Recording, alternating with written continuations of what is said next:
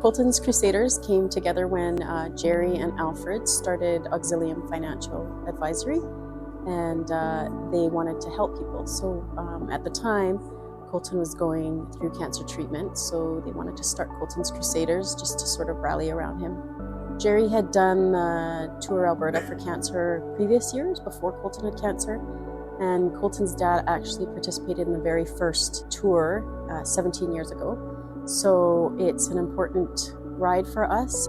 On our team, we've got cancer researchers, cancer survivors, cancer parents.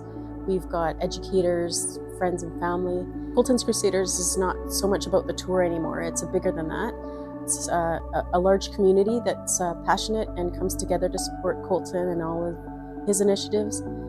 We decided to enter the custom kit contest because a lot goes into designing the kit. Obviously, our inspiration is Colton, so we wanted to have him in there, and the colors were inspired by his ice cream, Colton's Dunkaroos. We knew we didn't have a big corporate backing. We don't have a lot of people working for us, so we knew we had to rely on the community, and so that was really fun to be able to share and try to get people to rally around us.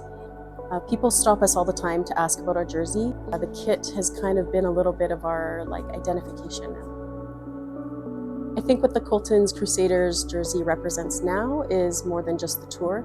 It represents a sense of belonging. It represents a community that supports Colton and his friends and the bigger cancer community. One of the most special moments for me on the tour is when Colton was waiting at the finish line for the team, to see everyone in matching kits crossing the finish line for a common goal.